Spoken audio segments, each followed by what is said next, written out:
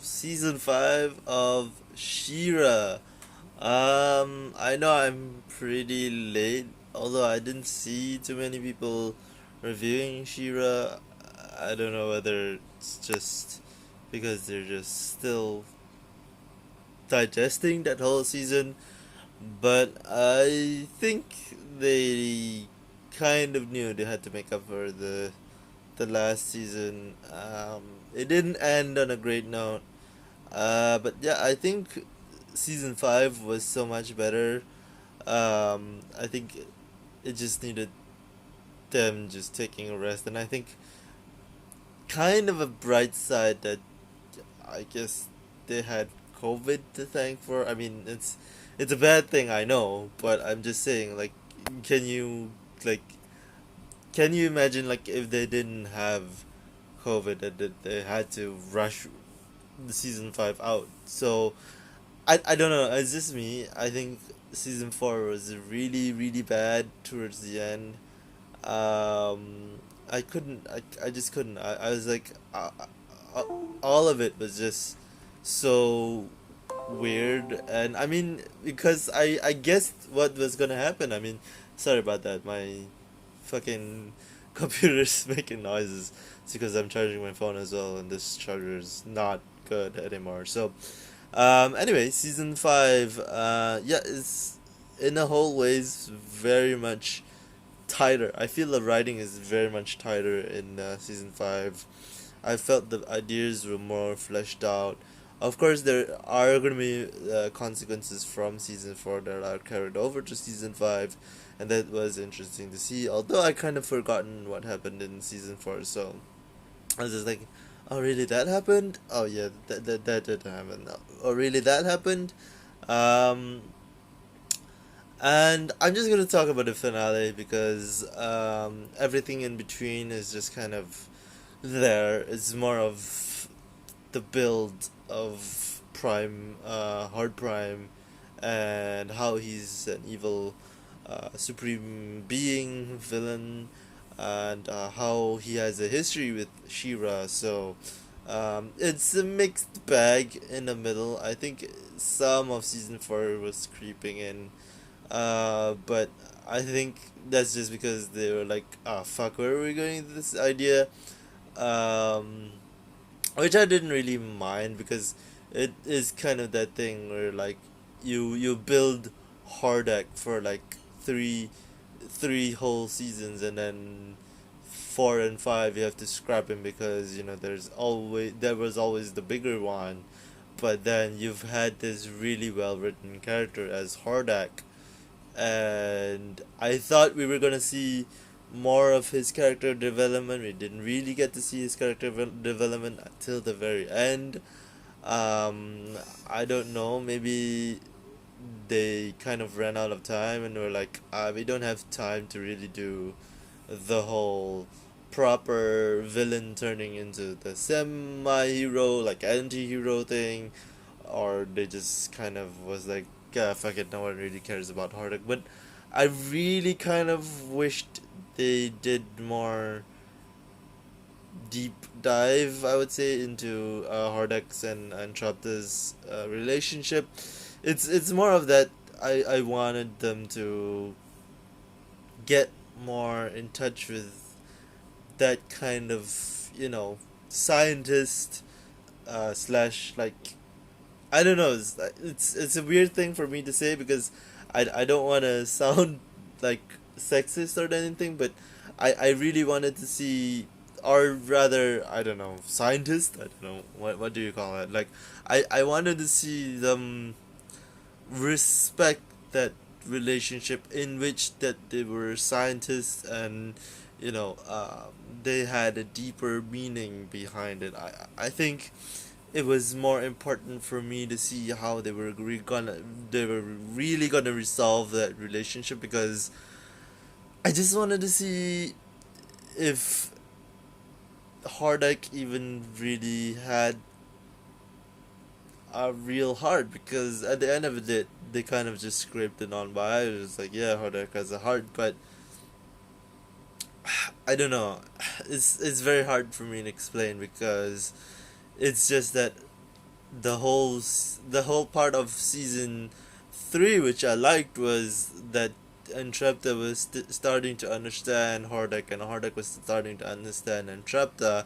Even though she's not the most perfect princess, there are certain things in that princess that he really respects and he really understands and he really admires. So I really wished that they tapped more into that, but they kind of just brushed it off. I think in a lot of ways, the whole finale brushed off a lot of relationships. The only relationship that I was like, finally, god fucking damn it, is of course the stereotypical Katra and Adora. I was just like, oh fuck me, finally. She said it, she said the thing. That was the only believable love relationship. I found it weird that Glimmer said I love you to Bo, but I kind of see it as well. I'm kind of very much on the fence with that. Um, Mermista and the pirate guy, I keep forgetting his name. I fucking won't remember it. Um, that one I was just like, it's a kind of a throwaway. You didn't need to include it if you didn't wanna. Um, uh, who else said who I love you too? Well, I mean, Micah to Glimmer, that was more of a parental love, but I don't think that's worth mentioning. I think Entrapta did as well to Hordak, but I don't think they really meant it in that way. Um, and of course, it's just bringing back the theme of love and friendships and all of that. And you could tell it's been a while since I've done this kind of review because I'm running out of things to say because it was such a well written season that I kind of binged it, and I don't really, when I binge stuff I don't really, because I think for me if a show is bingeable and rewatchable then it's a fantastic show like Shokugeki no Soma, or something like Avatar: The Last Airbender, where you can watch. I mean, technically only season 4, the whole. I mean, sorry, season 3, the whole season again. Season 1 and 2, just forgettable. I mean, not in a bad way. It's just you didn't really need it, but you also kind of needed it. For character development. Anyway, that's after Let's End Runner. And for Shira, I think it's more of the journey. The journey, as they so well put, is that it's Adora and her friends, and it's more about Adora than her friends, and that they did need Adora as Shira, but also Adora is pretty good without Shira, even though she kind of really relied on Shira at the end of the day. Um, I don't know. I think it's just a good show, but not a great show because I think they could have done so much worse, in my opinion, and also so much better because I think this is just a middle of the ground for me. I remember after I first watched the whole season 5, I was like, oh my god, this is so much better than season 4. I really respect this. But I've had time to kind of digest and time to kind of really try to remember the episodes and which were my favorite, and the one that sticks out to me is the part with uh the prime hard prime, and catcher scenes where they're playing they're playing mind chess with themselves, the part where Ketra interacts with Glimmer, and they start to kind of get where they're coming from each other, finding mutual ground between each other. That was a really important scene for me. And then certain scenes where I was like, I didn't really need this, but I get why it was there.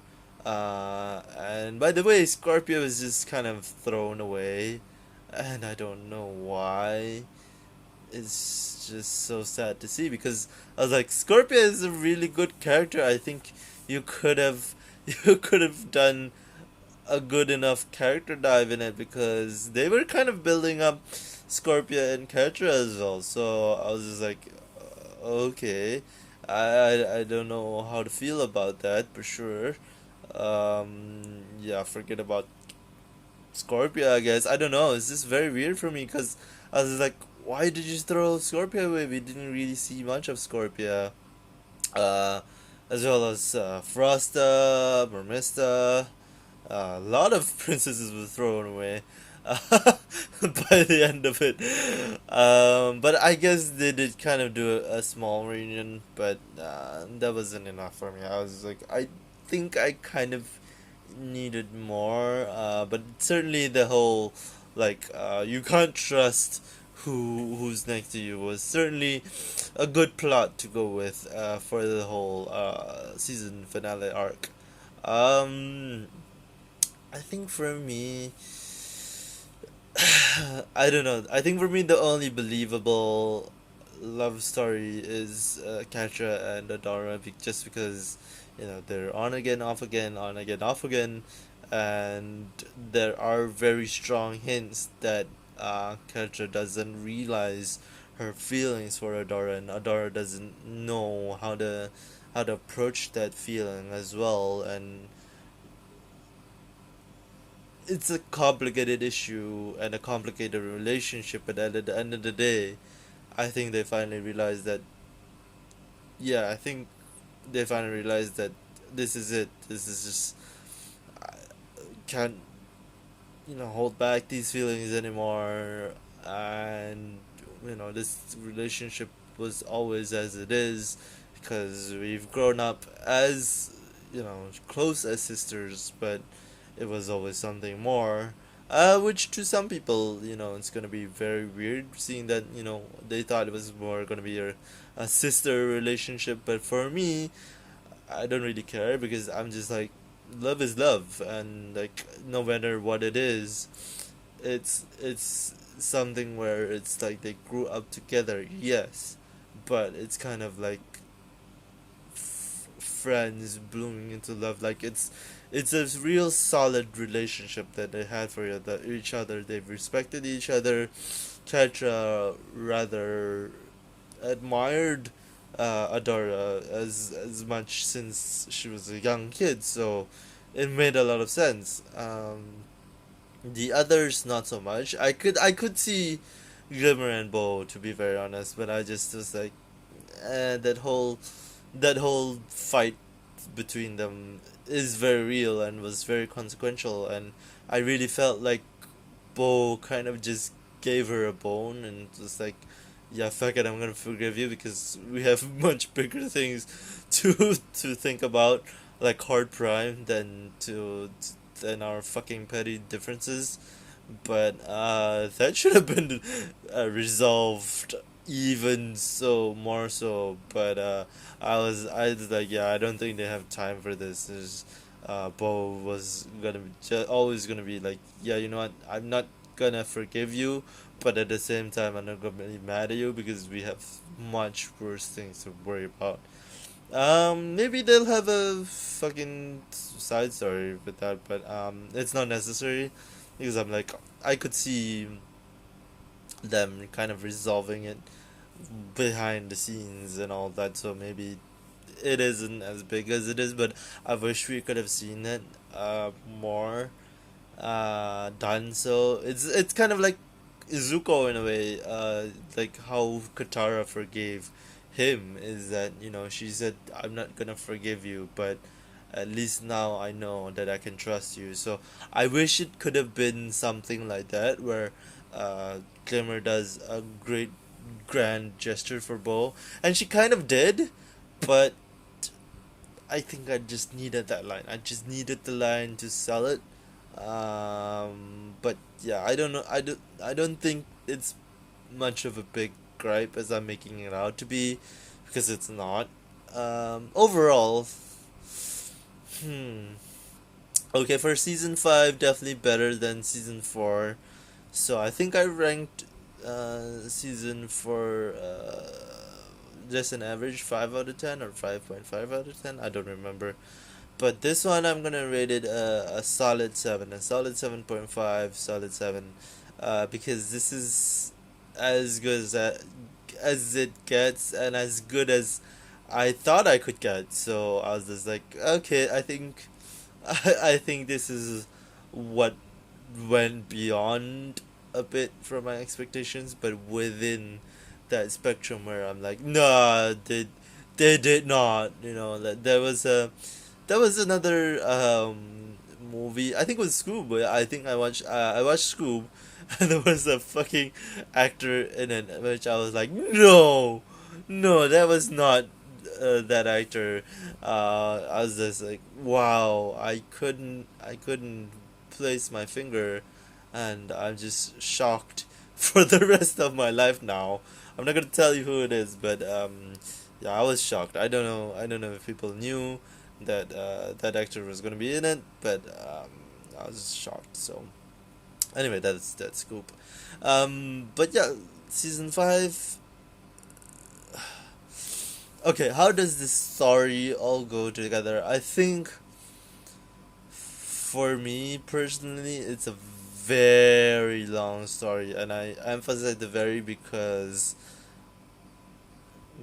I don't think it was meant for 5 seasons, but the way they did it made it feel very short and sweet. So, in a way, it's good and it's bad because I was just like, okay, it's short, but also it's long because it's 5 seasons of just character building essentially, and only the good stuff happens in like season 3, and then season 4 is more of the breakup, and then season 5 is the epic finale. So you know what are you gonna do?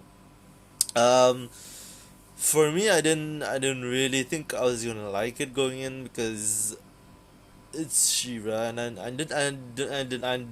not saying it as you know, oh Shira, you know, I'm a boy, I shouldn't like Shira. I just never really grew up with He Man or Shira, so I don't know, I didn't know much about Shira or He Man except that you know the Honor of Grayskull and you know what's this one? What's He Man's one? Oh, by the power of Grayskull as well. I don't know. I don't remember. It's been a while, and I didn't really grow up with He Man, so I don't know. I don't know the He Man code, whatever. But the way they did it, the animation style that they did it in, I think it's very very charming, and it's very smooth in a way. I love that I can say it because I do love my animation, and I think this is the sharpest animation I've seen because nowadays it's more on the 3D CG stuff, but this one kind of did it well. There are certain parts where it's 2D animation in the background because holy fuck, that's just out of a painting or something. It's just like, oh, so beautiful. Um, and yeah, as a whole story together, I think it's a really good growing up story as well. Because you know they finally grown up in the season 5, and you know having their own relationships, blah blah blah. I hoped that they would do the whole parental thing, the whole father thing, resolving that, but they didn't really. But then again, it's hard prime. What the fuck am I talking about, right? But again, it's just one of those things. Like it's a lot of loose ends that are not tied up properly for me personally, because I could have seen like 1,000 ways you could have just wrapped everything up really neatly in a bow and fucked it off and just went for the finale because they have, and that's a problem with Sheer because they have some fillers where I'm just like, I don't think you really needed that, or I don't think you really kind of just had to do that. But also, I'm just like, but I don't know. It was kind of fun to watch that, and kind of fun to explore that character. Certain scenes, I was like, okay, it's kind of fun to tap into that psyche, but it's not really important, guys. I just want to see other characters. I just want to see them tap into the more juicy stuff. So I don't know. It's a very mixed show for me. Overall, I would still recommend it, and I'd still be like, yeah, check it out, but don't get your hopes too high, because there are some stuff where I'm just like, some things are not explored, and some things are too much explored. But I think that's what makes it an interesting show. Um, because if it's not, then I would have wasted 5 seasons of my life on this thing. But yeah, it's still a good show. I still liked it. What else? I think for me personally, where they go from here is probably Glimmer's reign. We never really got to see that. Bloom. Also maybe Life Without Shira, and maybe with Shira, because the whole thing with Shira was really confusing towards the end, because I'm like, so can she transform to Shira or not? Because it's more of the feeling power now. It's more of the spiritual power, like Avatar again. So I think it's she still can transform to Shira. It's just that she needs to learn how to control it. So that's the thing. As the princess was always inside of herself. uh, which, as I said, it's pretty stereotypical, but in the context of the show, I think it kind of fits. But again, it's pretty cheesy.